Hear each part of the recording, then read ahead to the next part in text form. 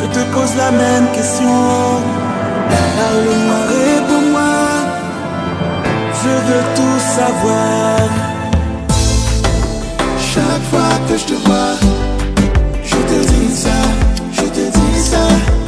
Mon temps est à toi. Si t'as besoin de moi, si t'as besoin de moi. Pour moi, toujours là. Le voyage s'était bien passé et j'étais bien arrivé à la gare d'Adjamé.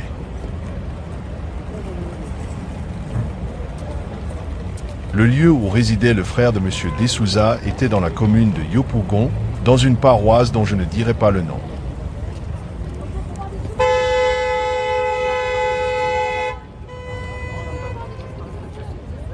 Une fois à la paroisse, un prêtre était à l'accueil et il m'emmenait chez Brice Desouza, le frère de celui resté au village d'Aboisseau. Bonjour mon père, je demande à rencontrer le père Desouza. Je viens de la part de son petit frère, qui se trouve à Aboisseau. Bonne arrivée, fiston. J'espère que Anidjan te plaît. J'espère que tu te plairas ici. Je suis vraiment désolé pour ta grande-mère.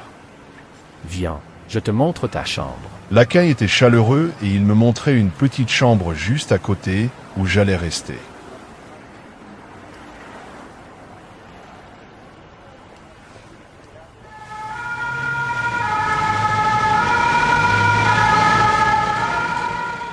Monsieur Desouza II m'avait aidé à avoir un petit boulot où je me débrouillais en tant qu'aide-maçon vers la zone individuelle pour percevoir au moins 1500 francs la journée. Je me réveillais tôt et je rentrais tard. Je me débrouillais pratiquement dans tous les domaines, la maçonnerie, la peinture et même la menuiserie. Étienne, quel genre d'ouvrier vous êtes? Vous foutez que du n'importe quoi. Si jamais c'est pareil, je vous vire.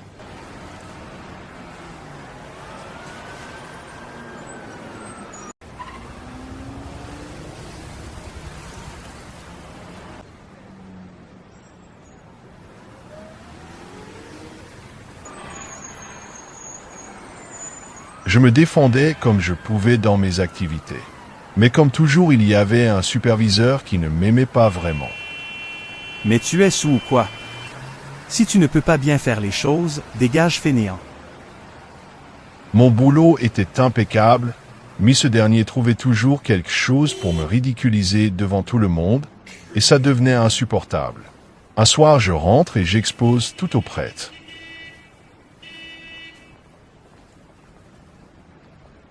Je ne sais pas comment me comporter envers ce monsieur. Il me déteste pour un rien. De tous les employés, je suis celui-là qui fait toujours mal devant lui, même quand c'est bon. J'en peux plus. Un soir, le prêtre fait appel à moi, et il me remit quelque chose de mystérieux. Tu m'avais parlé de ton superviseur qui te rendait la vie impossible. Prends ça, c'est un talisman de Saint-Michel. Il va beaucoup t'aider, et les soucis vont finir grâce à Dieu.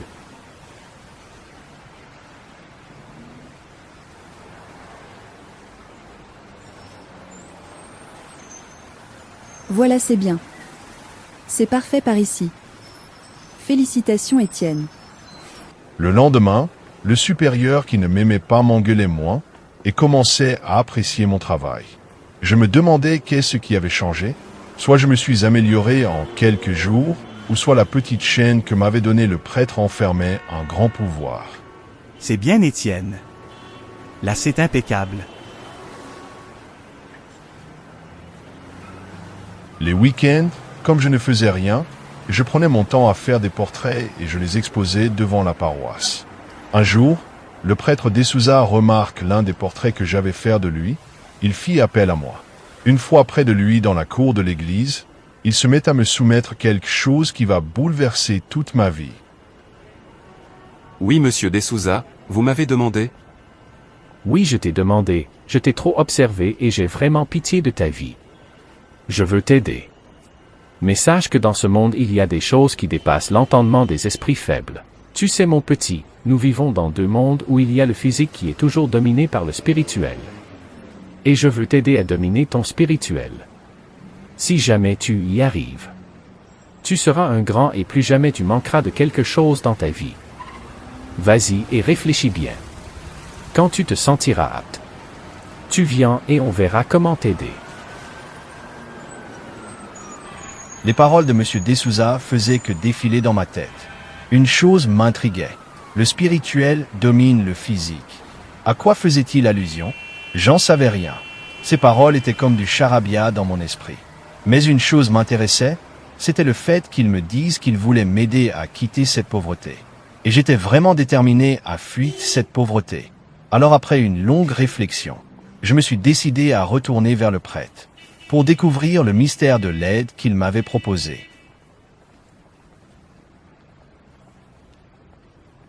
Bon, écoute, fiston. Comme je t'avais dit, le spirituel domine le physique. Et pour diriger ce monde, faut contrôler le spirituel. Il va falloir que je te présente à des personnes très importantes. Des personnes importantes. Waouh, c'est génial. Mais que ce qu'ils feront pour moi? Ces personnes t'aideront à évoluer dans ta vie et à réaliser tous tes rêves. Mais bien avant de te les présenter, je vais d'abord te préparer et ensuite voir si tu es digne de les rencontrer. J'ai hâte. J'aimerais que ça se passe vite. Je veux quitter cette vie de misère. Prends ce livre et lire-le chaque soir avant de dormir. Après un mois de lecture, tu viens me voir et on verra la suite.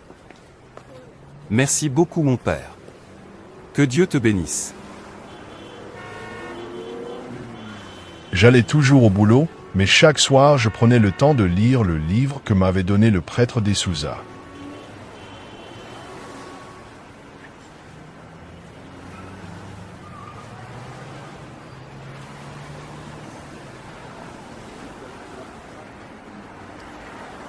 Dans les débuts, je le lisais comme un livre normal.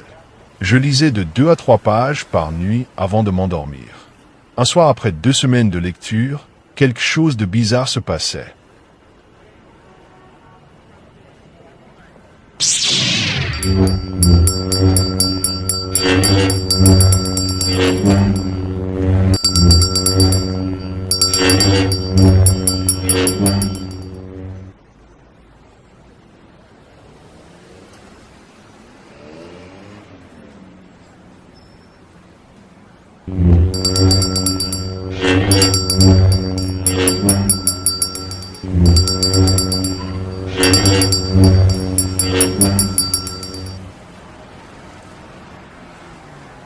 Le bruit de cette cloche me hantait.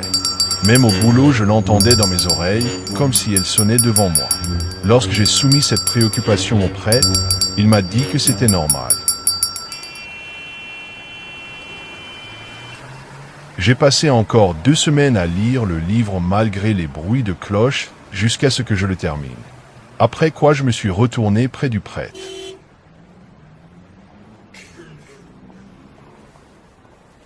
Monsieur D'Souza, c'était quoi ces bruits de cloche que j'entendais sans cesse? C'était juste une manière de préparer ton esprit. Laisse ces bruits de cloche. On passe à un autre niveau. Tu es sûr que tu veux continuer? Oui, je peux le faire. Et je serai à la hauteur. D'accord. Maintenant, nous allons passer à la deuxième étape, mon fils. À partir de demain lundi, tu feras un jeûne de 7 jours. Tu toucheras ni femme et tout ce qui est impur, et tu te laveras qu'avec du lait. Parce qu'il faut que tu sois pur, parce qu'après ce jeûne, je vais te trouver une femme avec des grands pouvoirs. Donc si je comprends bien, c'est seulement pour croiser cette femme que je dois me priver de nourriture pendant 7 jours? Mais c'est pas une femme ordinaire alors? Oui, la femme est pour l'homme son aide, son univers et renferme la dignité de l'homme. Cette femme sera le centre de ton bonheur et fera de toi un grand. C'est pour croiser cette femme qu'il te faut jeûner 7 jours. Parce que quand elle viendra vers toi, elle ne sera pas seule mais avec certaines de ses sœurs qui viendront te soumettre à la tentation. Et si jamais tu succombes à la tentation, quelque chose de grave risque de t'arriver. Alors pour être sûr de supporter et réussir cette épreuve, fais ce jeûne. Ton avenir est devant toi. Bonne chance mon petit. Ces paroles étaient directes. Mais une chose me perturbait. Comment quelqu'un qui n'avait pas de femme lui-même pouvait trouver une bonne femme pour moi?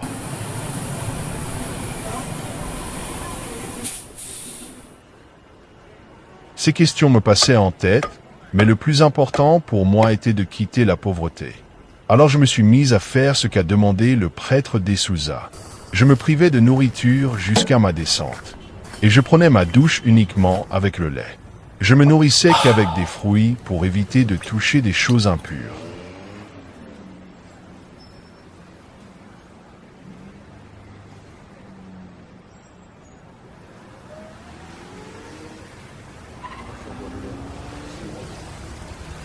Juste après le jeûne, le dimanche froid, le prêtre vint me voir dans ma chambre et me donnait des cartes.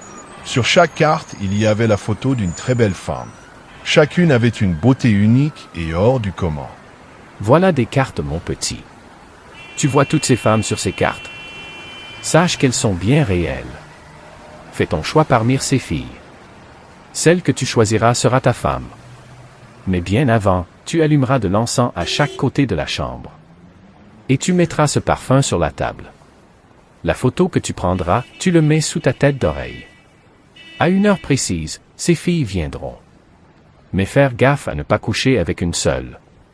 Car si jamais tu le fais, tu risques de devenir fou ou perdre la vie. Je te souhaite vraiment bonne chance, mon petit. Lorsque le mot folie sortit de sa bouche, mon cœur se mit à battre très fort. Pourquoi c'était aussi risqué? Mais il m'avait dit au préalable que dans ce monde, on ne gagne rien sans rien. Alors je pris mon courage et je fis ce qu'il dit. Je regardais les femmes sur les cartes. Le choix était difficile, car elles étaient toutes belles. Alors j'ai fait une loterie et je mise sous mon oreiller la carte choisir. Je dispersai de l'encens aux 4 angles de ma chambre et je récitais l'incantation que le prêtre m'avait donnée. Puis je m'endormis.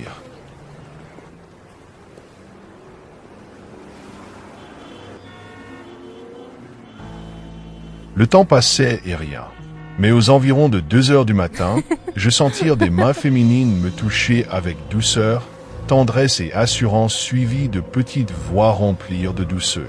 À l'instant où j'ouvris les yeux, je constatais qu'il y avait plusieurs femmes dans ma chambre, pile identiques aux femmes présentes sur les cartes que le prêtre m'avait remis. Elles possédaient une beauté terrible et mystifiante. Elles s'approchaient de moi et me touchaient, m'embrassaient et se collaient à moi. J'étais comme hypnotisé, mais je luttais de toutes mes forces pour ne pas succomber à leur charme. Il y a certains moments où j'ai failli me laisser aller, mais à chaque fois que je le souvenais de la mort ou la folie dont m'avait parlé le prêtre, je me ressercissais automatiquement. Ce fut ainsi jusqu'à ce que le temps donné fût passé.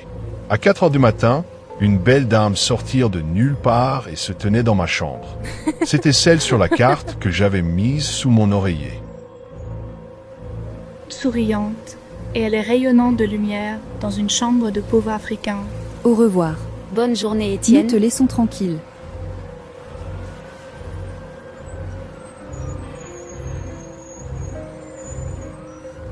Bonjour Étienne, je me nomme Lucie. Grande princesse du domaine du Pandéminium. Puis-je m'asseoir? Et quoi? Que puis-je dire si ce n'est que oui? Voilà la place. Avec grand plaisir, il y a de la place. Tu peux venir t'asseoir, ma belle. Je suis très fière de toi, surtout du fait que tu aies résisté aux séductions de mes sœurs. Je suis dorénavant ta femme. Et avec moi, tu auras la vie que tu mérites. Après la visite, la dame disparut. Bizarrement, je le suis réveillé en sursaut le matin, et j'ai pris mon matériel pour le boulot. En réalité, je croyais qu'il s'agissait simplement d'un rêve. Je me rendais au boulot où je vaquais à mes occupations. Tout d'un coup, mon téléphone se met à sonner. Allô? Bonjour Étienne. Je t'invite à sortir demain. Viens me trouver demain à 16h au BBR d'Assigny. Je serai là à t'attendre. À vrai dire, j'ai pas vraiment les moyens pour me rendre là-bas. Ok, va dans les toilettes de ton lieu de travail. Tu y trouveras un sac noir. Il y a 5 millions de francs CFA à l'intérieur. Prends cet argent et prépare-toi à venir à ma rencontre. Il y a une personne très importante que je compte te présenter dans la nuit du samedi à dimanche. J'étais vraiment déconcerté de constater que je venais d'avoir une grosse somme seulement à cause de cette femme. Je rendis directement au marché d'Adjamé pour le refaire une belle coiffure et m'acheter quelques vêtements classe. car il fallait que je sois vraiment présentable pour le rendez-vous. Le rendez-vous était à la sortie d'Abidjan, précisément à Assini. Alors j'emprunterai un Yango pour me rendre au lieu du rendez-vous.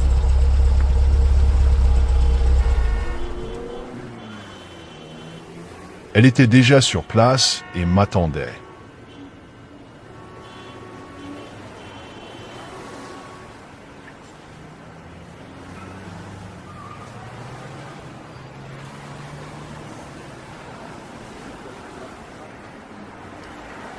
Bonjour. J'espère que tu vas bien. Bonjour, ça va très bien chez moi. J'espère que c'est pareil pour toi. Très Prends heureux de te place. revoir. Non.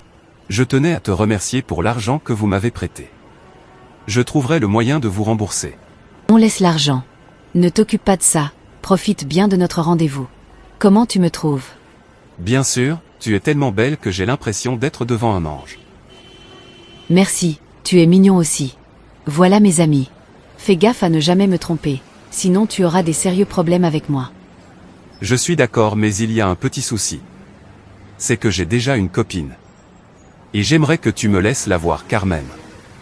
À part elle seule, je serai à toi promis. Une femme qui t'a abandonné pour aller en Europe? Ok. Comme elle était déjà là, je laisse ça. À part elle seule, je veux te voir avec aucune autre femme. Merci beaucoup. L'argent, tu en auras. Mais la maison que tu auras, aménage pour moi une chambre spéciale où on se verra une fois par semaine. Et ce jour-là, tu ne devrais pas avoir de rapport avec une autre femme. Ça sera avec moi seul. Et tant que tu respecteras ça, il aura aucun problème. Suis-moi, on va se rincer les pieds.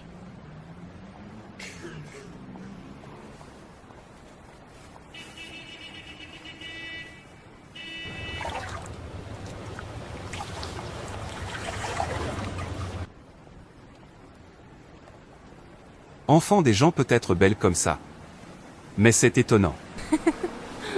Sache que je t'aime beaucoup, et je te veux pour moi seul. Je t'avais dit que j'avais quelqu'un à te présenter cette nuit, viens vers moi. L'heure est presque arrivée. J'étais très rassuré Les qu'elle étoiles soit sont près de moi. magnifiques ce soir. Elle dégageait une présence, et c'était le genre de femme dont tout homme rêvait d'avoir. Alors qu'on était dans l'eau, je fais une remarque, ses pieds se sont transformés en une grosse queue de poisson de couleur argentée. Quand je me suis frotté les yeux, il n'y avait rien, alors je crus que j'avais halluciné. Alors qu'elle avançait dans l'eau, et qu'elle me tendait la main, les vagues étaient plus agitées de mon côté, mais je ne savais pas que la personne qu'elle voulait me présenter venait du monde sous-marin. Certaines fois, on aspire tellement profiter du bonheur et de la satisfaction financière qu'on n'en a rien à faire d'où peut venir ce bonheur. Je m'appelle Ndo Jean Étienne, et il s'agit là de mon histoire.